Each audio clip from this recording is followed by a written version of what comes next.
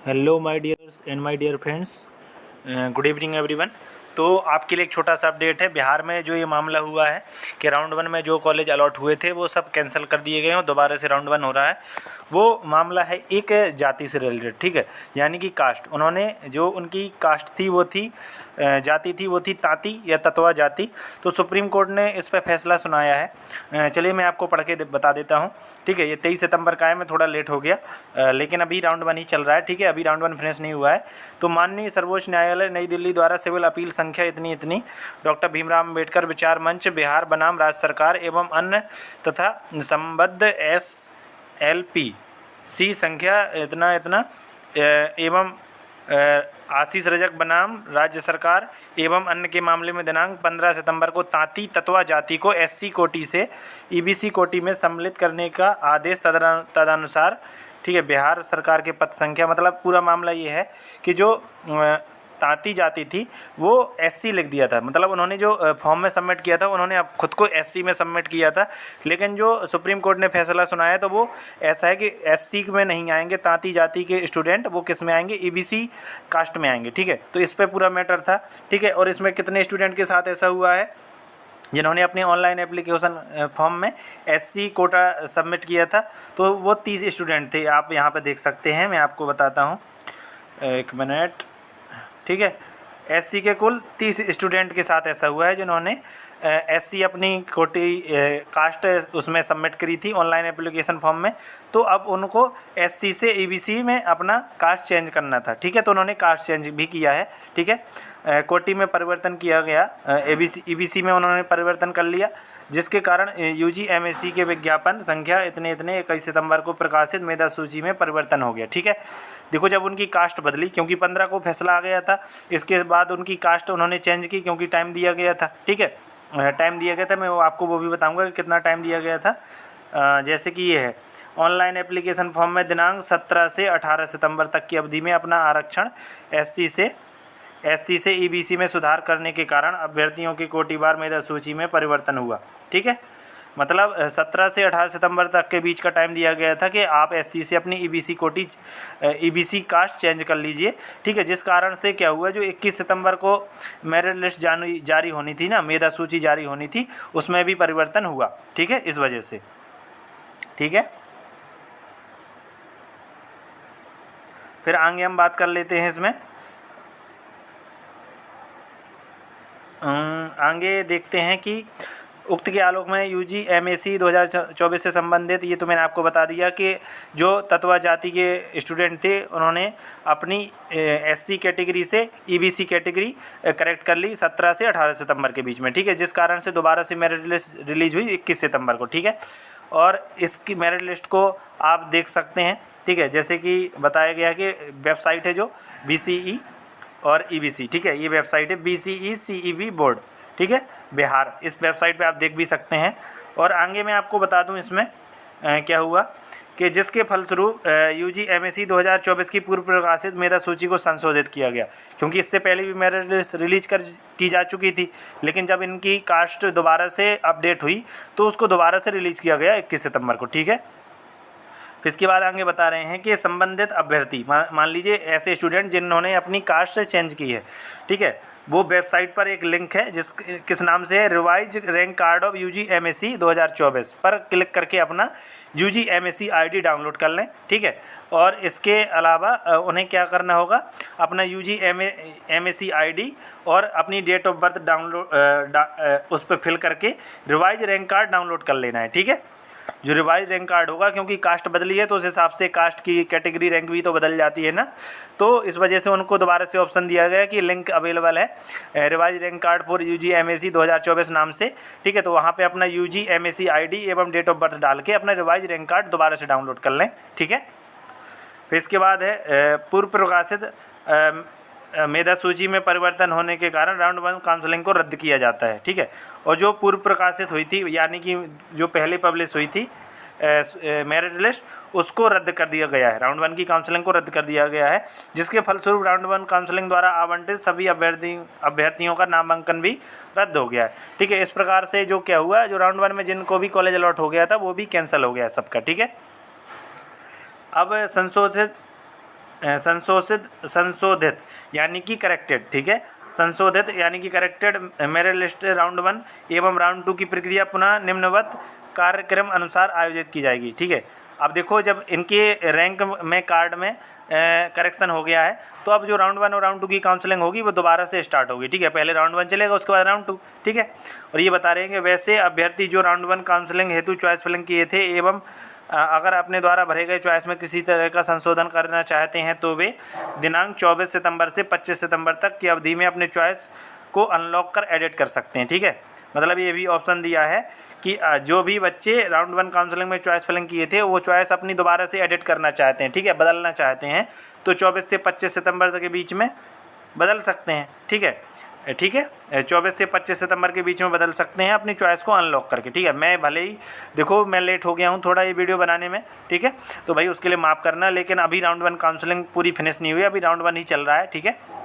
और इसमें एक चीज़ और है, राउंड 1 काउंसलिंग हेतु revise round 1 seat allotment result का प्रकाशन दिनांक 27 सितंबर को की जाएगी, ठीक है। अभ्यर्थी ऑनलाइन काउंसलिंग पोर्टल के माध्यम से अपना अकाउंट में लॉगिन कर अपना revise round 1 seat allotment result देखेंगे, ठीक है। तो अब इन्होंने बताया कि जो राउंड 1 का रिजल्ट है वो आज आ रहा है, यानी कि 27 सितंबर, आज जब मैं वीडियो बना रहा हूँ तो आज ही राउंड 1 का सीट अलॉटमेंट रिजल्ट आ रहा है, यानी कि रिवाइज, ठीक है, रिवाइज रिजल्ट है ना, क्योंकि राउंड 1 तो एक बार हो चुका है, लेकिन वो कैंसिल करके दोबारा से revise round 1 seat allotment result आ रहा है 27 सितंबर को, ठीक है। तो वो अपने अकाउंट में लॉगिन करके देख सकते हैं बिहार की ऑफिशियल वेबसाइट पर, ठीक है, ये बताया गया है। अब हम बात करते हैं आगे कि सीट अलॉटमेंट के रिजल्ट के बाद आगे आपको क्या करना है, ठीक है, तो उस पर अभी हम बात कर लेते हैं, ठीक है। तो जैसे इसमें कहा गया है कि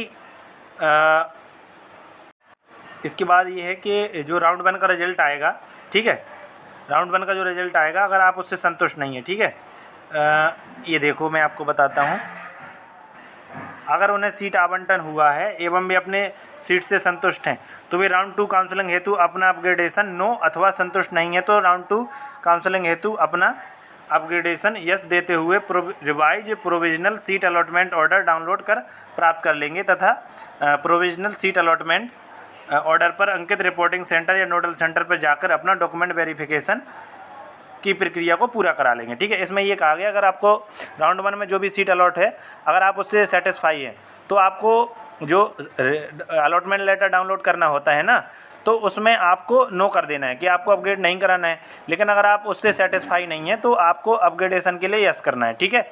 और इसके बाद जो आप अलॉटमेंट लेटर डाउनलोड करें उस पर जो भी रिपोर्टिंग सेंटर या नोडल सेंटर मेंशन हो वहाँ पे जाके आपको डॉक्यूमेंट वेरिफिकेशन करा के एडमिशन की प्रोसेस को पूरा करना है, ठीक है।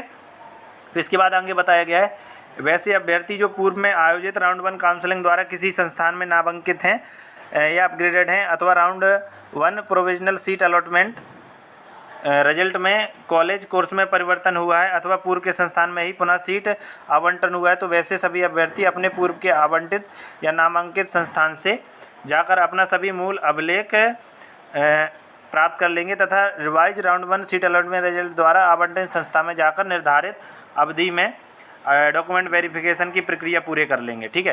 फिर ये भी कहा गया कि ऐसे स्टूडेंट जिनको राउंड 1 देखो पहले हो चुका है और उन्हें कोई कॉलेज मिल चुका है, ठीक है, या फिर कॉलेज अपग्रेड हो चुका है, तो जो उन्हें कॉलेज मिल चुका है ना, ठीक है, या अपग्रेड हो चुका है तो वो कॉलेज उनका कैंसिल हो जाएगा तो उन्हें उस कॉलेज से जाके अपने सारे ओरिजिनल डॉक्यूमेंट प्राप्त कर लेने हैं। और अब जो आज 27 सितंबर को राउंड 1 के रिजल्ट का जो भी रिजल्ट आएगा, ठीक है, तो उसके अनुसार जो भी कॉलेज अलॉटमेंट हो तो अलॉटमेंट लेटर ले जाके और सारे डॉक्यूमेंट ले जाके उस कॉलेज में जाके अपना डॉक्यूमेंट वेरिफिकेशन कराना है और एडमिशन की प्रोसेस पूरी कर लेनी है, ठीक है। इसके बाद हम बात करें वैसे सभी अभ्यर्थी जिनका राउंड 1 सीट अलॉटमेंट रिजल्ट के द्वारा सीट आवंटन हुआ है और पूर्व के राउंड 1 काउंसलिंग द्वारा फ्री एग्जिट ले चुके हैं, अगर वे revise round 1 seat allotment result द्वारा आवंटित सीट से संतुष्ट हैं तो वे अपने मूल अभिलेखों के साथ revise provisional seat allotment order पर अंकित रिपोर्टिंग सेंटर पर जाके डॉक्यूमेंट वेरिफिकेशन या एडमिशन की प्रक्रिया पूरी करेंगे अथवा अन्यथा उनका revise round 1 seat allotment result द्वारा आवंटित सीट रद्द हो जाएगा, ठीक है। देखो ये कहा गया कि ऐसे स्टूडेंट जिन्होंने जो राउंड 1 हुआ था ना उसमें कॉलेज फ्री एग्जिट कर दिया था। मतलब मान लीजिए कि उन्होंने कॉलेज नहीं लिया था, लेकिन अब जो दोबारा से ये राउंड 1 हुआ है, रिवाइज राउंड 1 सीट अलॉटमेंट का जो रिजल्ट आया है ना, तो उसमें जो भी कॉलेज उन्हें अलॉट हुआ हो तो उसमें जाके अपना डॉक्यूमेंट वेरिफिकेशन करा लें, एडमिशन की प्रोसेस पूरी कर लें। अथवा अगर वो ऐसा नहीं करते हैं तो उन्हें जो राउंड 1 रिवाइज राउंड 1 ये हुआ है ना, तो उनसे सीट अलॉटमेंट नहीं होगा। मान लीजिए जो सीट अलॉटमेंट हुई है तो उनका एडमिशन रद्द हो जाएगा, उनकी सीट कैंसिल हो जाएगी, फ्री एग्जिट है ना तो कैंसिल हो जाएगी।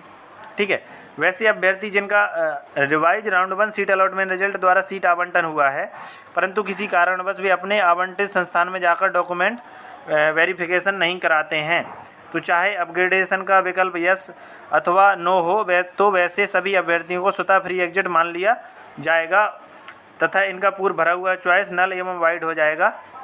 ठीक है, मतलब ये है कि अगर आपको राउंड 1 जो रिवाइज राउंड 1 ये दोबारा से हुआ है, इसमें आपको कोई सीट अलॉट हुई है, लेकिन किसी भी रीजन की वजह से आपने वहाँ जाके अपना डॉक्यूमेंट वेरिफिकेशन नहीं कराया है, ठीक है, फिर चाहे आपने अलॉटमेंट लेटर पे अपग्रेडेशन के लिए यस किया हो या नो, तो ऐसे सभी स्टूडेंट का क्या होगा, फ्री एग्जिट मान लिया जाएगा। ठीक है, और उनकी जो भी चॉइस फिल की होंगी राउंड 1 में वो नल हो जाएंगी, मतलब अपने आप वो डिसअपियर हो जाएंगी। ठीक है, और राउंड 2 काउंसलिंग में पार्टिसिपेट करना चाहेंगे अगर ऐसे स्टूडेंट, तो उन्हें पुनः फ्रेश चॉइस भरना अनिवार्य होगा। ठीक है, तो उन्हें राउंड 2 में फिर से चॉइस फिलिंग करना होगा। ठीक है, और वे राउंड 2 काउंसलिंग हेतु पात्रता प्राप्त नहीं होंगे।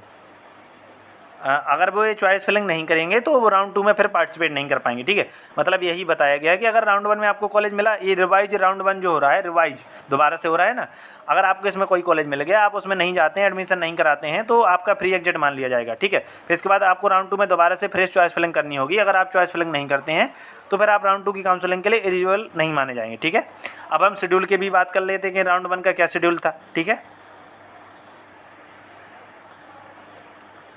हाँ, तो देखो ये है important date for UG MSC यानी कि undergraduate medical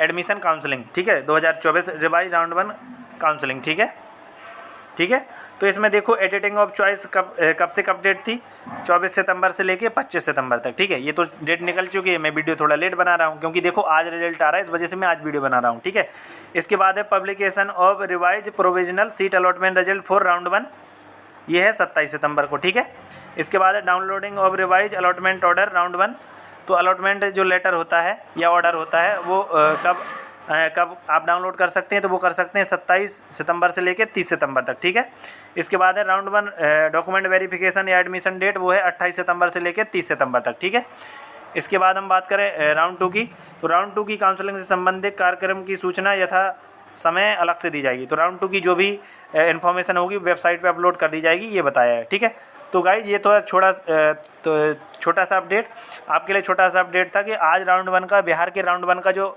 result cancel हो गया था, आज दोबारा से रिवाइज रिजल्ट आ रहा है। ठीक है, आप revise provisional seat allotment result कह लीजिए, राउंड 1 का आज आ रहा है 27 सितंबर को। ठीक है, तो वेबसाइट को देख लीजिएगा, डाउनलोड कर लीजिएगा वेबसाइट से, और ये जो नोटिस है ये आपको टेलीग्राम पे शेयर कर दूंगा। थैंक यू गाइज, मिलते हैं अपने